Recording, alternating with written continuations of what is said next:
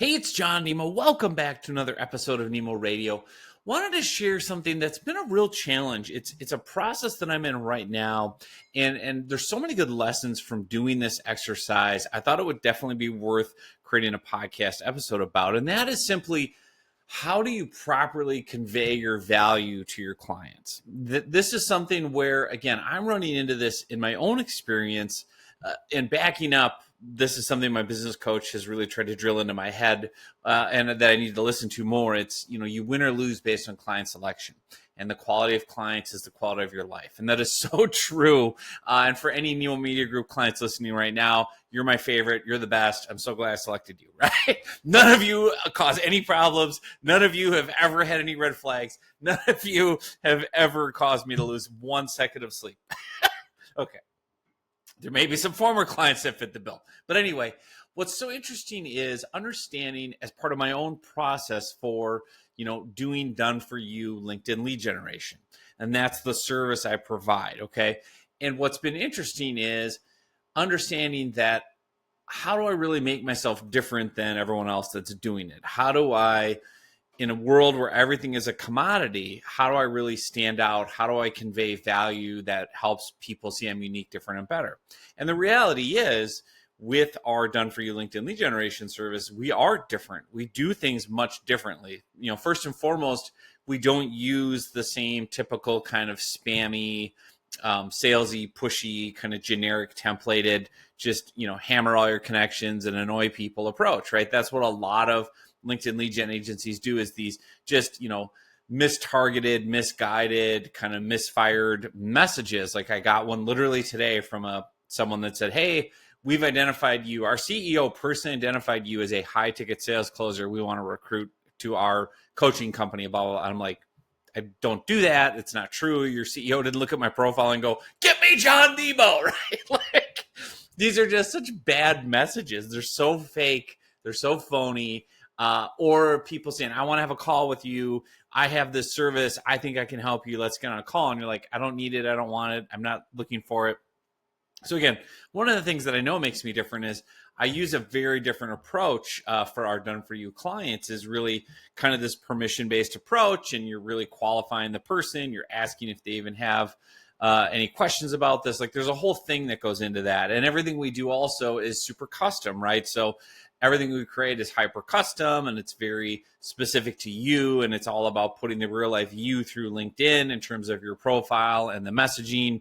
I literally, work with the clients personally. So that's another thing different, is I don't hand you off to like a, overseas team of contractors or, junior level talent. Like, you get to work with me, the owner of the company, the expert, the guy that's been doing this since 2012. What else do we do differently? All the high-end storytelling. So like I create your content personally. So as someone who's written 8 books, a former journalist with 25 years of experience who's written thousands of articles. I've been featured in the New York Times and Inc. magazine and Associated Press I used to work for, all these different things. Like, you get that quality of writing. And what I try to say to people when I'm talking to them is, it'd be like having Stephen King write your book instead of a ghostwriter you found on Fiverr, right? There's a big difference in, I want to have someone write a novel for me. I want Stephen King versus some freelancer in a different country, whatever. And it's like, that's what I'm trying to convey with the value I do with our LinkedIn service, is like, I'm going to personally write your profile and interview you and research you and everything. So again, I'm doing all these things differently. And I'm also creating this high-end ebook and this content, and we're not doing what everyone else does in terms of just spamming out tons of content. Like, we know what works. We've got 12 years of experience. We do behavioral psychology. We use data and analytics. Like, we do really high-end stuff. Where I'm struggling is conveying that value to clients and not getting lumped in as a commodity. So for example, in a sales process or even in a client engagement, what people will often default to is, well, I spent X dollars on this. I've made, Y amount of dollars in sales. Therefore, I judge this a success or a failure, right? I put, $1 in, I got $2 out. Okay, it was good. Or I put $2 in, I got $1 out. This was a failure, right? So again, they're discounting everything else. And another big thing we really bring value with is your personal brand. And building this huge platform on LinkedIn and getting thousands of new followers and people paying attention to you. And what's happening is for me, and this is where the challenge that I'm in is I'm getting too many people, prospects and whatnot, who are like, well, you're just another vendor, right? You're just another lead generation source. And so then they treat me as a math problem.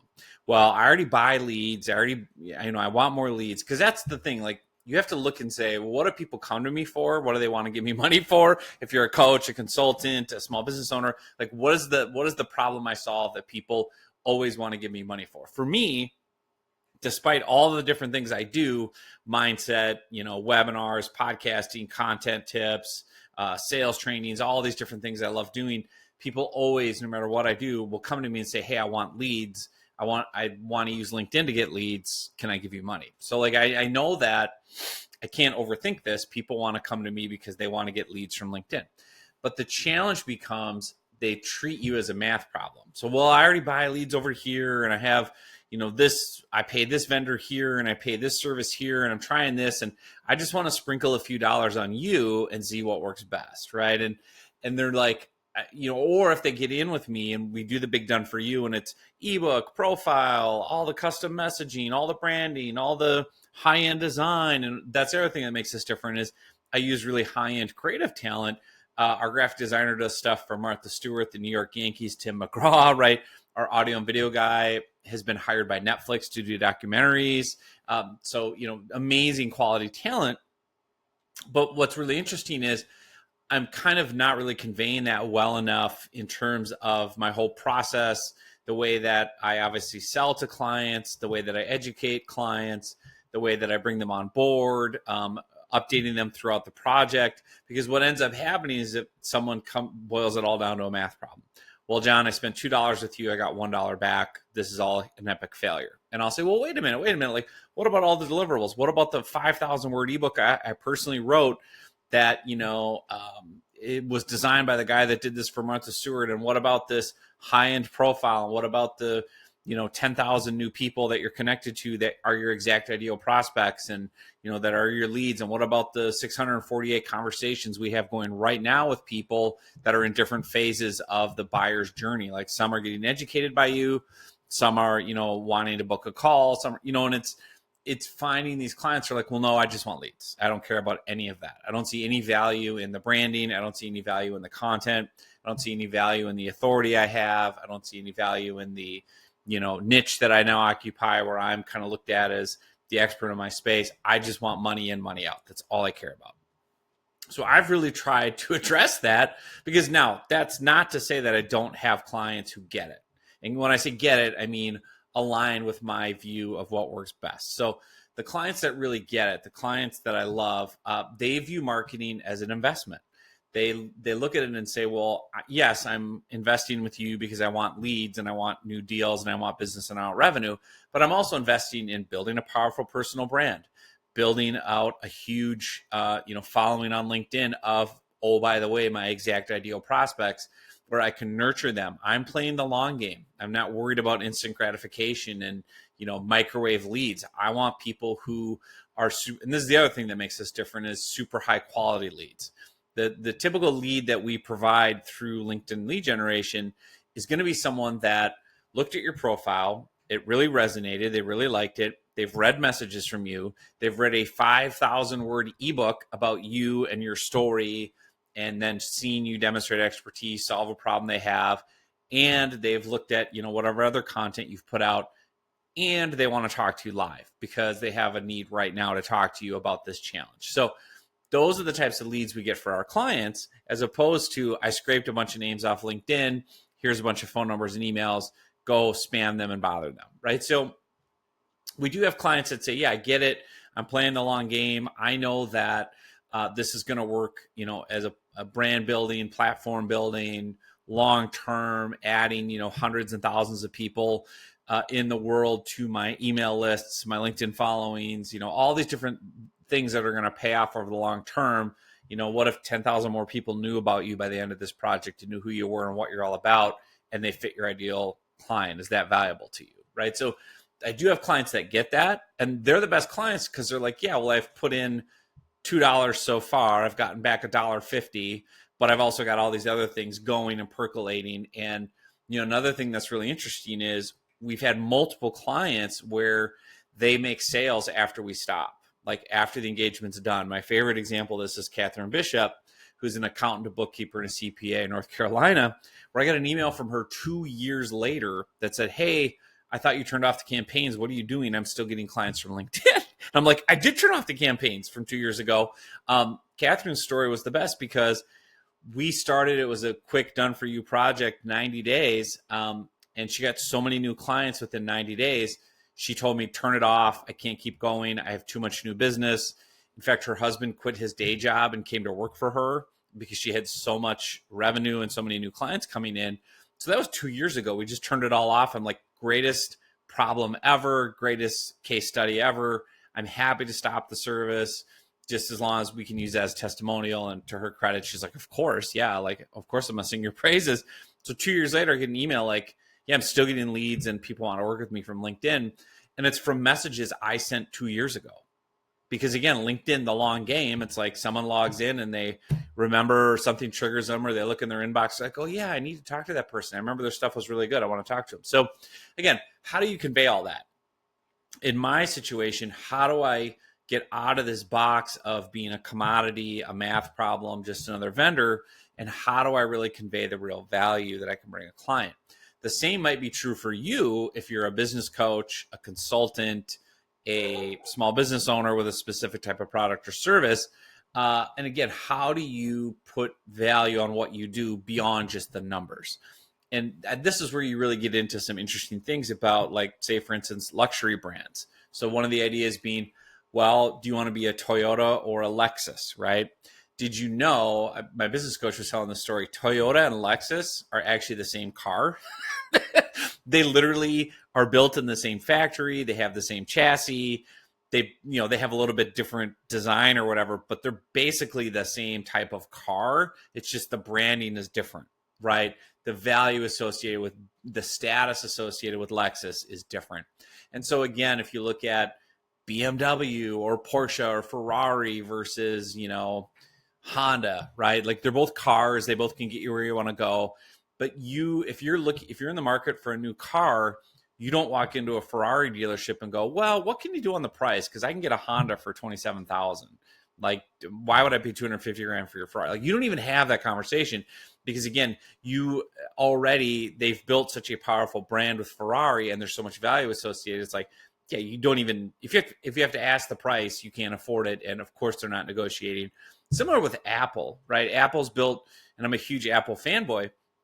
I don't get to walk into the Apple store and be like, well, I really like the new iPhone. What I'm wondering is, if I make sales using the phone, then can you guys just take a cut of whatever sales I make to pay for the phone? Like, how does that sound? Like, right? Or, hey, I know Android has a different phone. Like, why would I want your phone versus Android? You know what I mean? Like, those discussions don't happen at a certain level with a certain quality of brand because they've conveyed so much value. And that's where I want to be with my business. That's certainly where I want you to be with your business, is how do you do that? And so what I'm currently doing kind of in real time right now is I'm looking at how do I rebrand and repackage and kind of represent my service offering in a way where it really does convey the true value. So I'm literally going right now, the way that I brand it is, hey, it's John Nemo Media Group is the company, and we do done for you LinkedIn lead generation.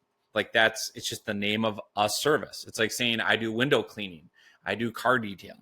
Like, I can see now listening to myself talk, like, well, no wonder I'm getting lumped in as, quote, just another vendor, because I'm just saying I do the same thing as everyone else. So what I'm trying to figure out as I rework branding and copy and visuals and sales pages and even the process I put leads through is, how do I convey that this is so much more than that? Like, yes, you're going to get leads on LinkedIn, blah, blah, blah, blah, blah. But there's all these other things that I already explained earlier in the podcast. How do I convey that? And more importantly, how do I convey it in a way where, you as the prospect go, I want that.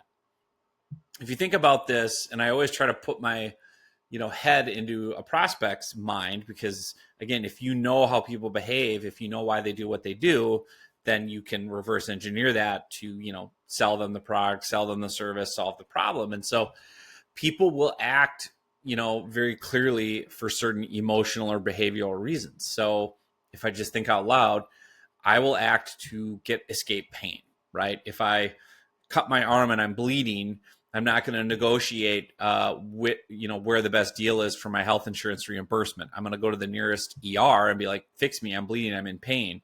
I'm not going to sit there and haggle with the medical people about their fees. I'm not going to call my insurance and go, where am I covered with precondition, blah, blah. I'm just going to be like, I'm in pain, I have an immediate need, I need it solved immediately. It's kind of the old analogy of, if you're in the middle of the desert and dying of thirst and there's only one guy selling water, or everyone's selling water, but it's inflated prices, doesn't matter. You're going to pay it because you're in pain, you're thirsty.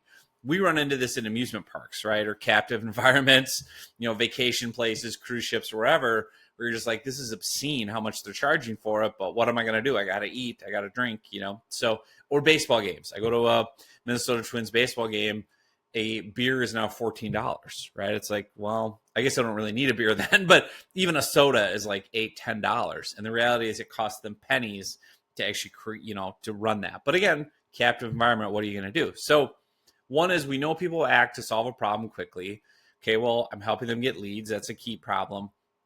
I think part of where the challenge in communicating the value is, yeah, but the other problems don't feel as scary or painful as far as building a brand and having, people view you as an expert or having high quality content.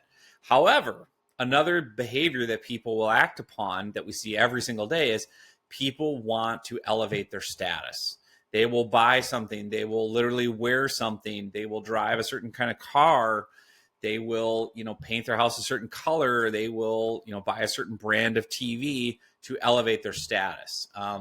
And even if they're not the typical, braggadocious person who's like, look, I have I'm wearing a whatever brand. I'm going to go to the 80s because that's my go-to. I'm wearing Guess jeans, right, from the 80s. Ooh, you have Guess jeans, you're cool. Or if you lived in Minnesota where I lived in the 80s, it was Gerbeau jeans. Woo, right? Or Varney t-shirts was the big thing. Like, those were status symbols. Hard Rock Cafe shirt was like, you're cool because you're wearing a t-shirt with the Hard Rock Cafe logo. Similar to why do people buy Nike? Why do people buy Apple? Why do they buy Ferrari? They buy it because it's cool, right? Because you're associated with a cool brand. I'm a Ferrari owner. Well, what do you associate with Ferrari? That person must be wealthy.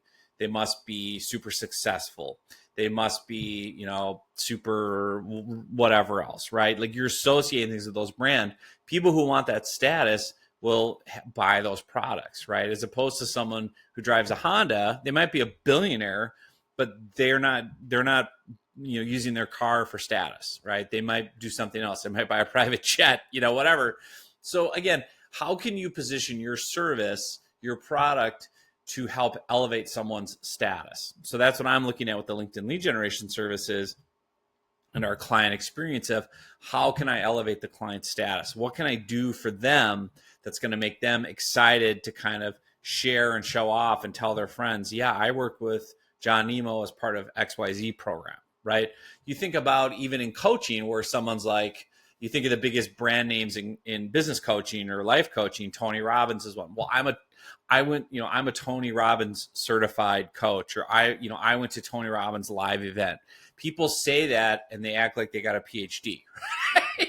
And there's nothing wrong with this. It's like, I remember when I was in public relations, again, I had started as a journalist working in newspapers. So I got pitched all day, every day by public relations people, when I first started. So when I transitioned out of journalism and writing into working for companies and, organizations, public relations was super easy for me. So I'm like, well, I did this all day, every day as a journalist. I know exactly how to pitch stories. I know what the journalist needs. I know what the reporter wants. I know how to put together a juicy item that they're going to want to cover. So I didn't need any status or training, but it was interesting because my employer at the time was like, well, you should go get certified. You should go to the Public Relations Society of America, PRSA, and do their training and be certified, right? And I remember having this argument back when I was doing this. There were a bunch of people in the public relations industry who were like, oh, well, you need to be certified and have these letters after your name, PRSA and blah, blah, blah, blah, blah. And I see this with a lot of business coaches, by the way, that I work with. I'm ICFE or I'm CDD or whatever your initials are. And what I've told the PR people then and what I tell my business coaches now is nobody knows and nobody cares what those letters mean other than you. You think you're elevating your status by paying money to the ICFE. This is the big fallacy that I have with so many business coaches and consultants is they pay, like, they have this successful career as an executive and they've done amazing things or as a business owner. And then they're like, well, now I want to pivot into coaching. I can't just go out and coach. That's probably not legal. I'm going to go pay a company to certify me and train me how to coach. And so they go and they pay $25,000, $50,000, $100,000 and they get this shiny little digital certificate and letters after their name, and they get 0 clients because of it. Because again, your ideal everyday client doesn't know, it doesn't mean anything to them.